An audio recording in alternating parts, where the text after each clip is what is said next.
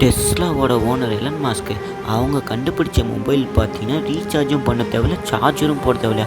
அது என்னடா மொபைலு, என்ன இது புது உருட்டாக இருக்குன்னு கேட்டிங்கன்னா அதை நான் உங்களுக்கு சொல்கிறேன். ஹலோ மை டியர் மக்களே, நான் உங்கள் சந்துரு.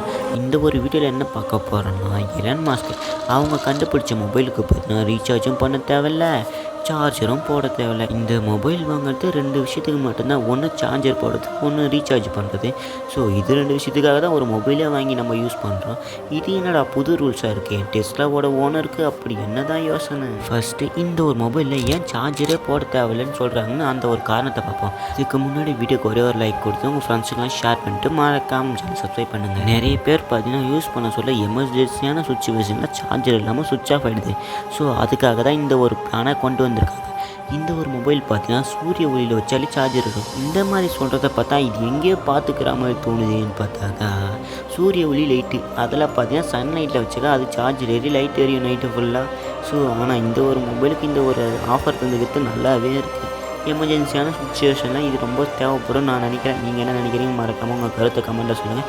ஆனால் இது புதுசாக இருக்குது. முக்கியமாக இந்த ஒரு ஃபோன் பார்த்தீங்கன்னா நம்ம ஊரில் ஷட் டவுன் ஆகிட்டாக்க தேவைப்படும்னு நினைக்கிறேன். ஏன்னா பவர் சப்ளை எங்கேயுமே இருக்காது. அதனால் ஃபோன் பார்த்தீங்கன்னா யூஸ் பண்ண சுவிட்ச் ஆஃப் ஆகிடும்.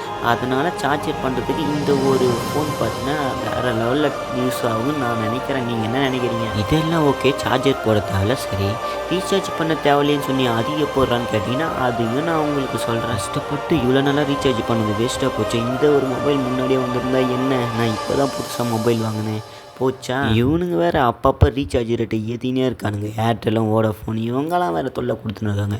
இந்த ஒரு மொபைல் எப்போ தான் வரும்னு நானும் காத்துன்னு இருக்கேன். ஆனால் கூடி சீக்கிரத்தில் வரப்போகுதுன்னு நான் நினைக்கிறேன். அதை வேறு அப்புறம் பார்த்தப்ப இப்போ நான் ஸ்ட்ரெயிட்டாக மேட்ருக்கு வரேன்.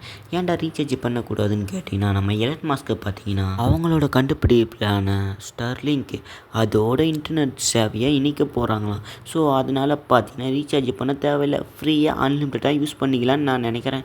இந்த மாதிரி யூஸ் பண்ணுறது இருந்தால் நம்மளுக்கு ரீசார்ஜ் பண்ணுற வேலையே இருக்காது. அப்போ நான் இவ்வளோ நாளாக ரீசார்ஜ் பண்ணுறதெல்லாம் வேஸ்ட்டாக போச்சா? இந்த ஒரு டெஸ்லா மொபைல் வந்தாக்கா யார் யாரெல்லாம் வாங்குங்கன்னு மறக்காம கமெண்டில் சொல்லுங்கள். நம்ம அடுத்த வீடியோவில் இதோட இன்ட்ரெஸ்டிங்கான ஃபேக்டை பார்க்கலாம்.